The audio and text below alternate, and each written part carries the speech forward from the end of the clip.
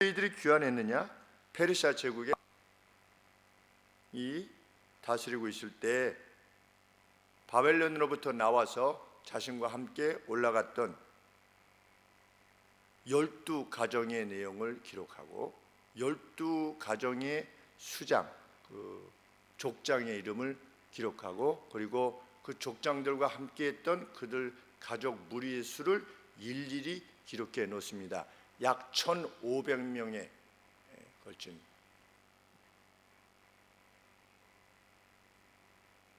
다윗의 후손이 귀환하였다. 그리고 제사장들을 선두로 귀환하였음을 밝히는데 역대상 3장 17절 이하에 보면 이 다윗의 후손 하투스는 여호야킨, 그러니까 시드기야가 마지막 왕인데 시드기야 전에 여호야킨의 6대 손입니다. 그러니까 하나님께서 바벨론에 포로된 이후에도 다윗의 가족들을 지키셨음을 지금 밝히고 있는 것입니다. 물론 이 하투스는 우리 마태복음 1장에서 밝히고 있는 족보에서 예수님의 족보하고는 다른 족보입니다. 왜냐하면 1장 12절에 보시면 마태복음 1장 12절에 바벨론으로 포로되어 간 다음에 여고냐는 했는데 그 여고냐는 여호야킨을 말합니다. 그 왕. 근데 이 마태복음의 족보에서는 그 여호야킨은 스알디엘을 낳고 그랬는데 이 오늘 다윗의 후손이라 이렇게 언급되어지는 하투스는 이 스알디엘로부터 내려온 후손이 아니고 다른 다윗의 후손 중에 다른 후손 중에서 아들 중에서 나온 후손입니다.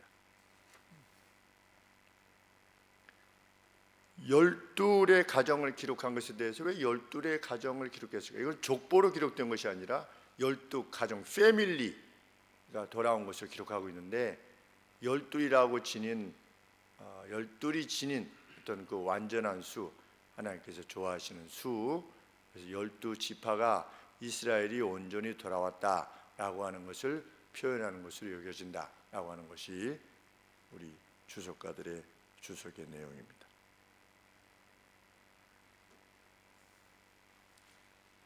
(15절) 이하에 그 족보를 기록한 후에 내가 무리를 이제 귀환할 무리들을 어디로 이끌었는가? 아화와라고 하는 곳으로 흐르는 강가에 모으고 이제 출발을 위해서 모인 것입니다.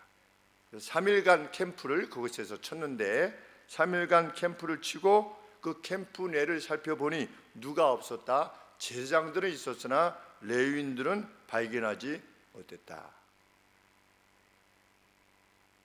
돌아가야 되는데 예루살렘으로 돌아가서 하나님께 제사도 드리고 경배를 해야 되는데 레위인들이 없었던 겁니다.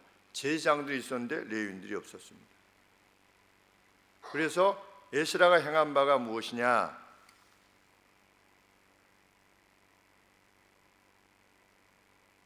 (16절) 말씀에 이에 모든 족장 곧 엘리에셀과 아리엘이라고 하는 그들을 그 족장들뿐만 아니라 16절 하반절에 보시면 명철한 사람 요아립과 엘라단을 불러서, 그러니까 족장들을 부르고 또 명철한 주석가가 말하고 있습니다. 그러니까 캠프를 이루어서 이제 예루살렘으로 돌아가야 되는데 캠프 안에 레위인들이 없는 겁니다.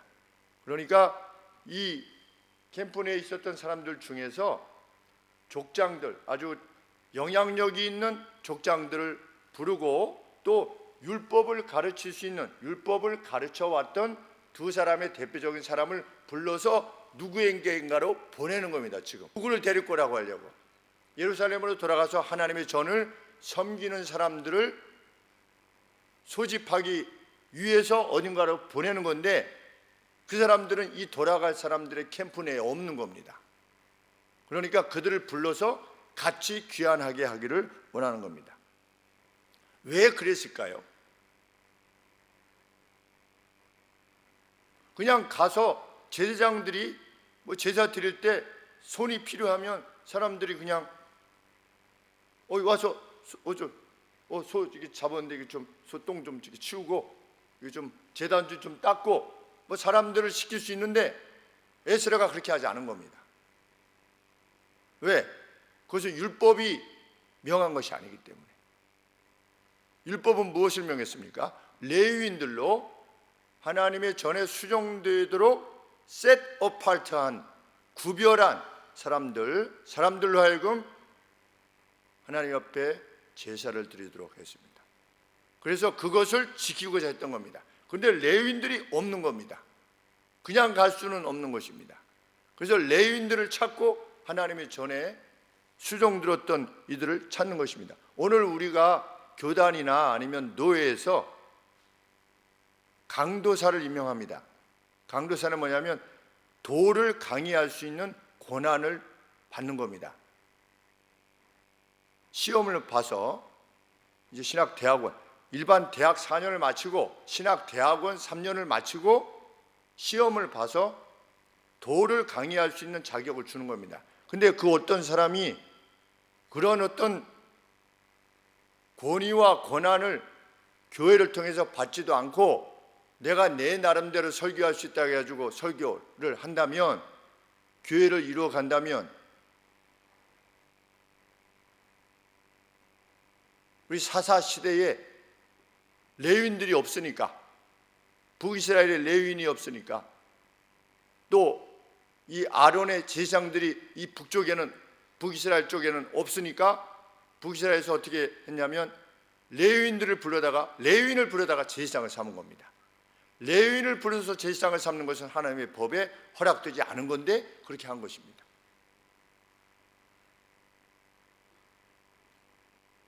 오늘 교회는 이스라엘이고 이스라엘은 법을 지켜야 됩니다. 그 법은 뭐냐? 권위입니다. 하나님이 주신 권위, 하나님께서 교회를 통해서 주신 권위. 오늘의 교회에 있어서의 권위가 참으로 땅에 떨어진 이유는 교회 내에서 하나님께서 허락하신 권위들에 대해서 복종하지 아니하는 세상의 가치들이 점점 들어오게 되었다는 겁니다. 그냥 아무나 데려다가 일시키지 않았습니다. 레위인들이 없었음을 심각한 것으로 여겨서 영향력 있는 이들을 모았던 것입니다. 그래서 그들을 어디로 보냈습니까? 17절에 보니까 가시바 지방으로 보내어, 가시바 지방이 어디인가는 정확하게 알 수 없습니다. 그곳 족장 이또라고 하는 인물에게 나아가게 하고, 이또와 그 형제 곧 가시바 지방에 거한 느디님 사람들에게 할 말을 일러주고 우리 하나님의 전을 위하여 수종될 자를 데리고라 하였더니, 그래서 이 사람들로 하여금 보내어서 어떻게 한 겁니까? 그 사람들을, 그 지방에 있는 사람들을 설득해서, 그 사람들은 예루살렘으로 돌아가려고 했을 때 너희들 다 돌아갈 사람은 돌아가라 그랬는데 이 사람들은 돌아가려 하지 않았던 겁니다. 그러니까 에스라가 사람들을 보내서, 율법을 가르치는 사람들도 같이 보내서 당신들 지금 예루살렘으로 들어가면 하나님의 전에서 수종들어야 되는데 이렇게 설득을 한 겁니다. 그랬더니 17절 말씀에 하나님의 전을 위하여 수종될 자를 데리고라 하였더니, 근데 우리 성경에는 17절에 보면 느디님 사람들이라 이렇게 표현을 썼습니다. 느디님 사람들이 무엇 했던 사람들입니까? 성전을 돌봤던 사람들입니다. 레위 사람이 아닌데 다윗이 하나님의 솔로몬이 하나님의 전을 섬기게 하기 위하여 특별히 구성한 어떤 인물들인데, 종족적으로는 어떤 사람들이 아니다, 이스라엘 혈통이 아닌데도 불구하고 하나님의 전을 섬길 수 있는 기회를 얻었던 인물로서 그 대표적인 인물이 겐 족속이었다. 우리 출애굽 때 나올 때 모세의 장인도 겐 족속 아니겠습니까? 그래서 그 겐 족속도 포함되는 그 느디님 사람들이 이제 이들의 설득을 듣고 온 것입니다.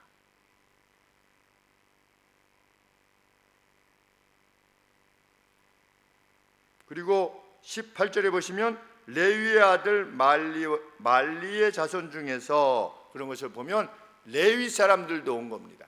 레위 사람들도 오고, 그러니까 그 가시바 지방이라는 곳에 느디님 사람들도 모여 있었고 레위 사람들도 모여서 그들 나름대로 하나님을 섬기고 있었다는 것을 알게 됩니다. 페르시아 그 어떤 지방에서. 근데 그곳에 가서 불러온 것입니다.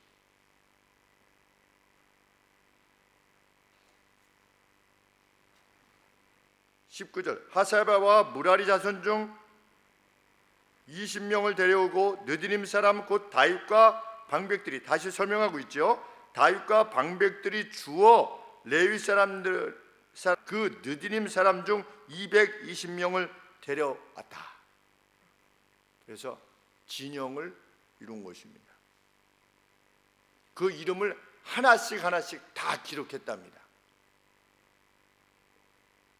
우리 이후에 한 10여 년 뒤에 제3차 귀환이 있게 되는데, 그때 느헤미야가 이제 데리고 귀환하는 겁니다. 그때 족보에 속하지 않았던 사람들은 어떻게 했다? 다 여호와의 전을 돌보는 일을 금지시켰다. 이렇게 정리되어 있습니다. 그만큼 철저하게 하나님의 율법에 따라 행하고자 했던 것입니다.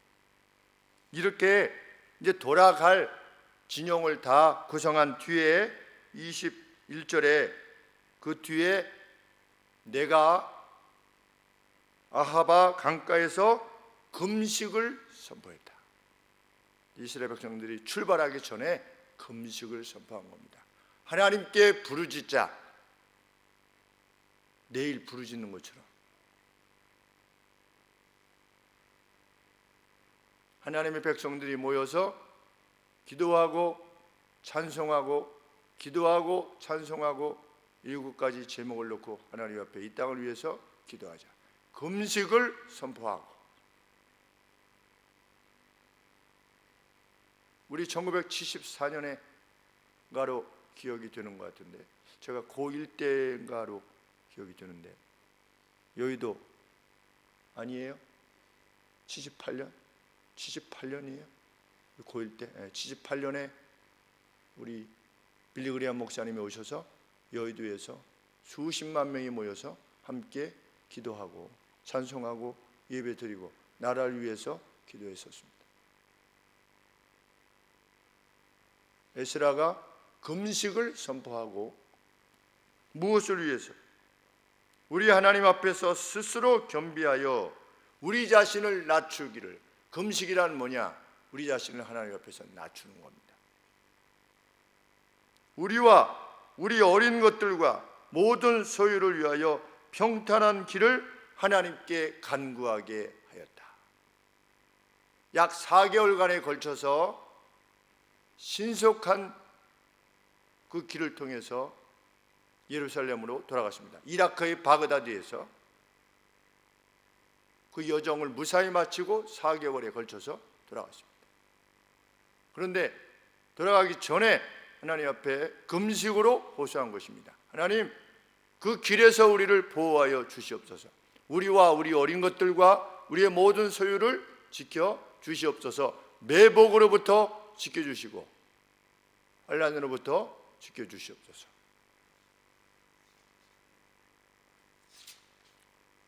우리가 무슨 일을 할 때, 교회적으로 할 때, 아니면 개인의 어떤 그 생업을 행할 때 무엇으로 그것을 시작해야 되는가를 명백히 밝혀주는 말씀입니다. 금식으로 시작하는가. 하나님 앞에 자신을 낮추며 겸비하게. 다시금 말씀을 통하여서 교훈을 받게 되는 것입니다. 그 좀 더 분명한 이유에 대해서 에스라는 22절에서 이렇게 밝히고 있습니다. 왜냐하면 because 그랬습니다. 우리가 전에 황제에게 말하였다. 무엇이라고 말했는가? 우리 하나님의 손은 자기를 찾는 모든 자에게 선을 베푸시나 자기를 잇는 모든 자에게는 권능과 진노를 베푸시는 분이시다. 우리 하나님은 에스라가 황제에게 그렇게 말한 겁니다. 달리 말하면 우리가 무사히 귀환할 것인가 여부는 그 어떤 것에도 달려있지 아니하고 우리가 하나님을 찾느냐 찾지 않느냐에 달려있다는 사실을 황제에게 명백히 고했다는 겁니다. 좀 우리의 신앙이 이랬으면 좋겠습니다.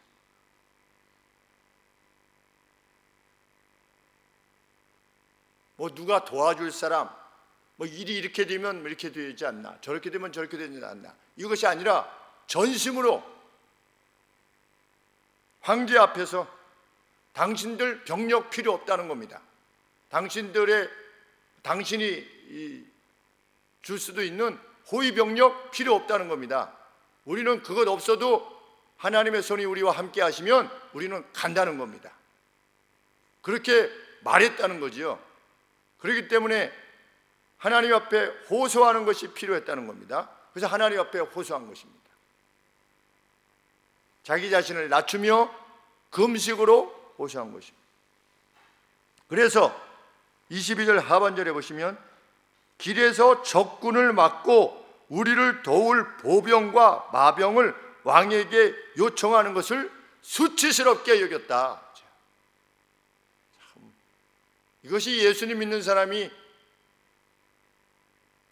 지녀야 되는 담대함이요 용기인 줄 압니다. 수치스럽게 여겼다. 뭐를? 우리를 좀 지켜줄 좀 보병과 마병을 좀 함께 보내주셨으면 좋겠습니다. 그렇게 하지 않았다는 겁니다. 그러면 이들은 조직된 군대입니까? 아닙니다. 포로되어 있다가 그냥 가는 겁니다. 무슨 철갑을 두른 것도 아니고 무슨 마병이 있는 것도 아니고 스스로 이룬 무슨 보병이 있는 것도 아니고, 그런데 그 길을 4개월이라고 하는 길을 그냥 하나님 앞에 맡기고 가는 겁니다. 하나님의 사람의 길은 그러합니다. 이걸 먹으면 병들지 않을까? 이거 먹으면 좀 더 낫지 않을까? 저거 하면 조금 더 무슨 뭐가 되지 않을까? 그런 어떤 고민, 염려, 근심, 에스라에게는 전혀 찾아볼 수 없었습니다. 나의 앞길은 과연 어떻게 될 것인가? 하나님의 나라와 하나님의 일을 구하는 사람은 그걸 묻지도 않는 것입니다. 저희 형이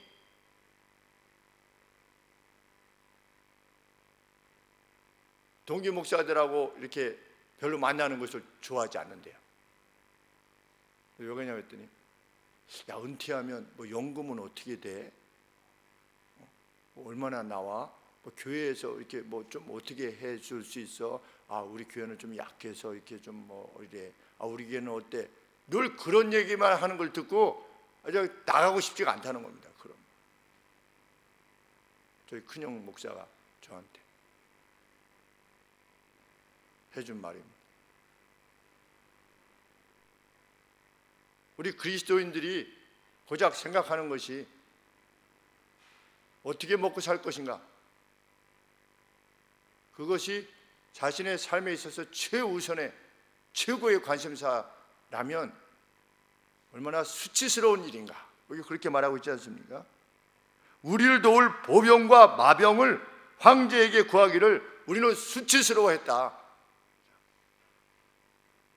오늘이라고 하는 날에 하나님의 뜻을 좇아서 그 진실함과 성실함으로 오늘이라고 하는 날을 채울 때 하나님께서 지키실 것이다.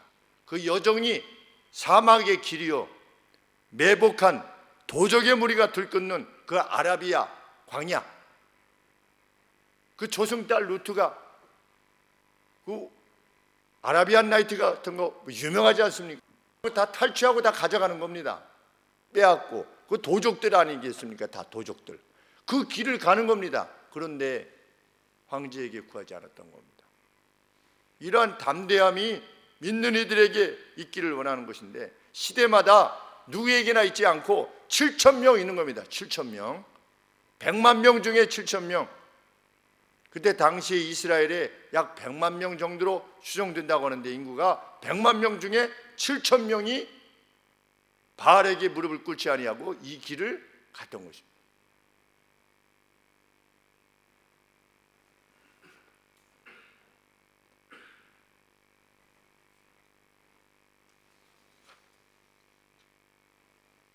이 같은 에스라의 지도에 따라서 이스라엘은 금식했고 그들은 하나님을 구했으며, 23절에 보시면 과연 이 문제에 대해서 하나님께서 그들의 간청을 들으셨다. 23절에 그 응낙하심을 입었느니라. 이 방식이 하나님 백성이 살아가는 방식이라 믿습니다. 진실로.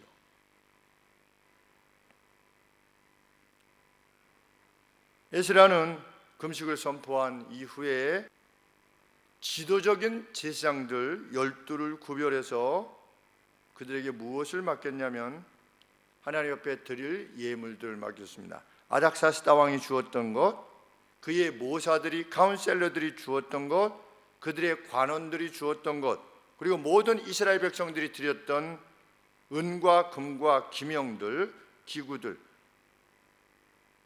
그 기구들을 일일이 다 재어서, 무게를 다 재어서 제사장들에게 맡기면서 무엇이라고 그들에게 명하는가? 28절 말씀에 내가 저희에게 이르되 너희는 여호와께 거룩한 자요, 그것을 다루는 너희가 하나님 앞에서 홀리한 자요, 이 은과 금은 너희 열조의 하나님 여호와께 즐거이 드린 예물이기에 너희는 어떻게 하라? 이후에 예루살렘으로 가서 예루살렘 여호와의 전 골방에 이르러, 챔버에 이르러, 어떤 방에 이르러서 제사장의 리더들과 레위 사람들의 리더들과 이스라엘 족장들 앞에서 이 기명을 다시 달기까지, 그 무게를 달기까지 워치하고 지켜보고 이것들을 킵해라, 지켜라. 이 여정에 있어서 이것들이 결코 손실되지 않기를 위해서 이것을 지키라고 제사장에게 맡긴 겁니다. 다른 사람들에게 맡기지 않은 겁니다. 왜? 이것은 홀리한 것이기 때문에. 우리가 예물이 홀리한 이유가 무엇입니까? 하나님 앞에 드려진 것이고 하나님의 백성들이 자원해서 드린 것이기 때문입니다. 그래서 우리가 하나님 앞에 드린 예물을 매우 소중히 다루는 것입니다. 지금도 그냥 돈으로 세지 아니하고 하나님 앞에 드린 거룩한 예물로,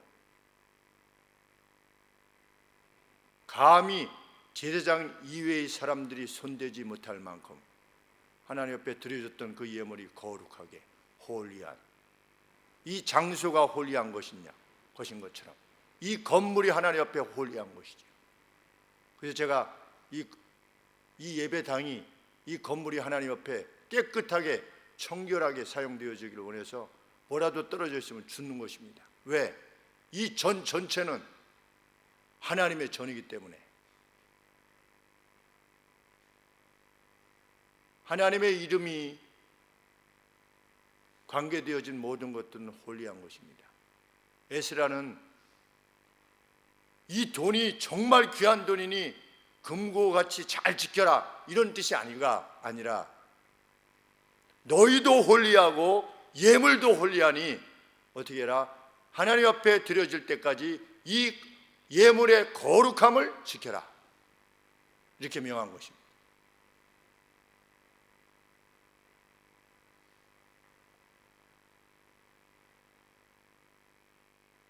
가치의 문제이기보다, 돈으로서의 가치의 문제이기보다 거룩의 문제였던 것입니다. 이후에 그들은 4개월 뒤에 5월 1일 예루살렘에 도달했습니다. 7장 9절에 그렇게 되어 있습니다. 여호와의 손에 의해 원수와 그 길의 매복으로부터 지킴을 받아.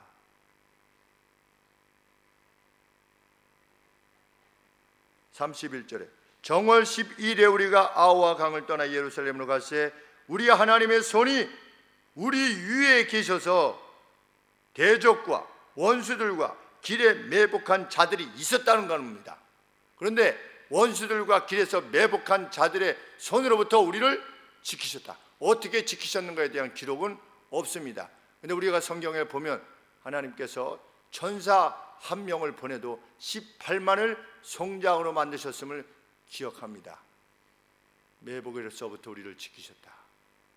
우리 인생길 다 간 뒤에 하나님의 손이 나를 지키셨다라고 하는, 우리를 지키셨다는 고백을 남기고 가야 되지 않겠습니까?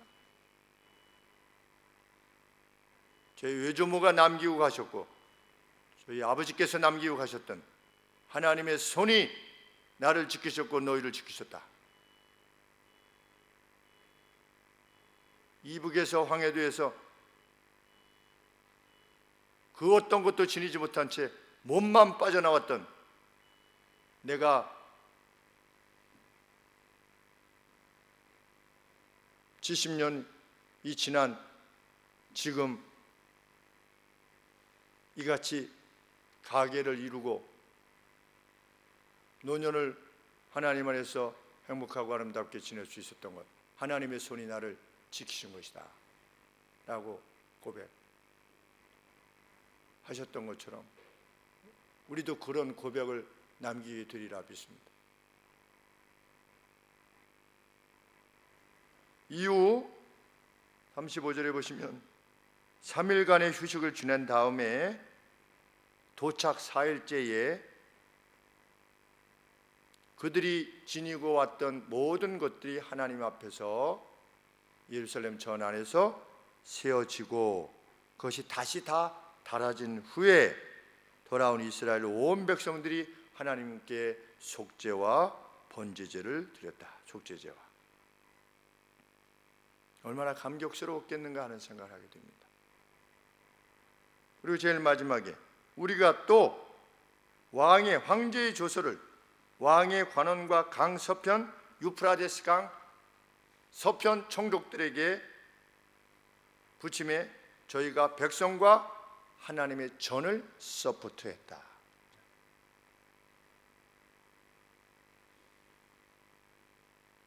하나님은 황제의 마음을 움직이셨고 그 긴 여정 속에서의 이스라엘의 안전을 지키셨으며 타 민족으로부터도 지원을 받게 하셨습니다. 다 일일이 다 그 각각이 다 기적입니다. 기적의 연속으로 그들은 예루살렘으로 돌아왔습니다. 왜? 그 예루살렘에 십자가가 세워져야만 했기 때문에, 그 이스라엘 가운데 예수 그리스도께서 오셔야만 되기 때문에, 그래서 자기 백성을 다시금 고토로 돌려보내신 것입니다. 하나님의 역사를 주관하시는 분이십니다.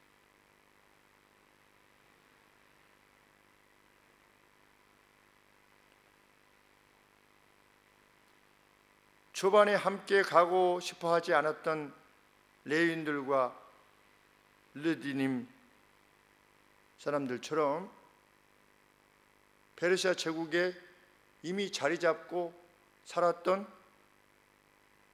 자신들의 그 삶의 터전을 떠나지 않는 것이 인간적으로는 더 행복했으리라 생각이 듭니다. 왜?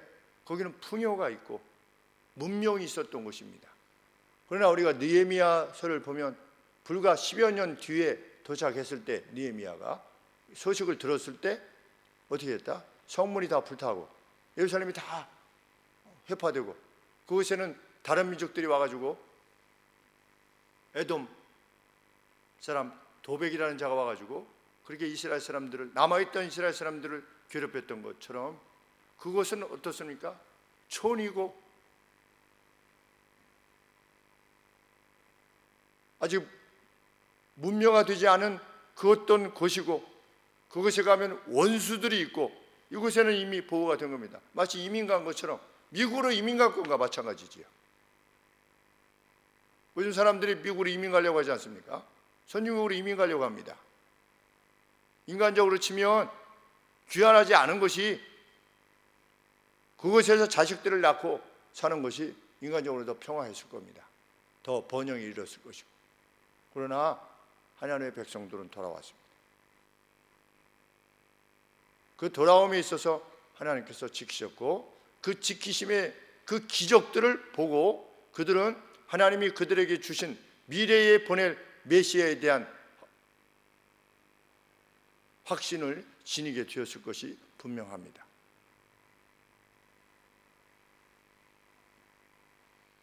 오늘 우리들 율법대로 하나님을 섬기게 되기를 원합니다. 율법의 본질, 너희의 의로움이 바리새인과 서기관들보다 더 낫지 아니하면 그 더 나은 의는 무엇이었습니까? 공의, 사랑, 너그러움, 베품. 과연 우리는 내 일생을 그것을 향해서 바치고 있는가? 율법대로 하나님을 섬기기를 구하고 금식을 선포하고 이를 행할 만큼 하나님 앞에 자신을 낮추는 자로 살아갈 수 있게 되기를 구합니다. 그것이 하나님을 섬기는 방식의 표징이기 때문입니다. 주님은 다시 오실 것이라 약속하셨습니다. 우리는 주님이 오시기 전에 주님을 만날 수 있습니다. 주님의 기적을 맛볼 수 있습니다. 하나님의 뜻대로 행하는 자는 오늘이라고 하는 날에 하나님의 능력과 자비를 체험하게 될 것입니다. 그 능력과 자비를 체험하게 될 때 주께서 약속하신 재림과 부활과 영생을 확신하게 될 것입니다. 그것을 확신하게 되면 이 땅에서 주어지는 그 어떤 거리낌들, 그것이 우리를 얽매이지 못하게 할 것입니다.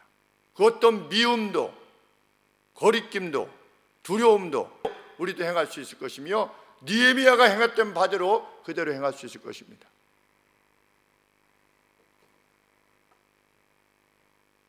한 번 사는 인생, 한 번 하나님 앞에 주어진 인생을 진정히 영예롭게 살아갈 수 있기 위해서 하나님의 뜻을 진심으로 물어서 그 뜻에 부종하고 살아가는 우리들 모두가 되기를 소원합니다. 기도하겠습니다. 하나님 아버지, 우리의 믿음대로 행할 수 있게 하여 주시고 우리의 믿음을 강화시켜 주시기를 소원하고, 하나님 앞에 겸비히 엎드리는 그 엎드림이 있게 하시고, 오늘이라고 하는 날에 죄를 물리치게 하시고, 하나님이 그토록 기뻐하시는 의에 줄이고 목마른 자가 될 수 있도록 하나님 도와주시옵소서. 우리들의 이러한 열망들이 모여져서 하나님께서 교회를 부흥케 하실 것이며,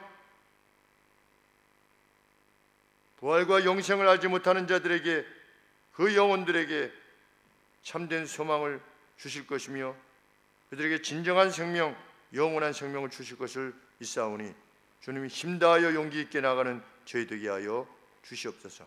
하나님, 한국교회 연합집회를 주께서 기억하여 주시고, 아버지, 저들이 모여서 우리의 죄악을 인하여 하나님 앞에 자신을 낮추고 겸비하게 내 안에 있는 죄악이 무엇인가에 대해서 뜨겁게 울부짖으며 하나님 앞에 구함으로 교회의 회복과 이 땅의 회복을 우리 하나님으로부터 수여받는 거룩한 날이 될 수 있도록 하나님 은혜의 연회를 더하시고, 원수 사탄이 틈타지 못하도록 하나님께서 지켜주시옵기를 간절히 소원합니다. 오직 신앙적인 지표가 될 수 있도록, 하나님 옆에서의 경배가 될 수 있도록 하나님 도와주시옵소서. 예수 그리스도 이름으로 기도합니다. 아멘.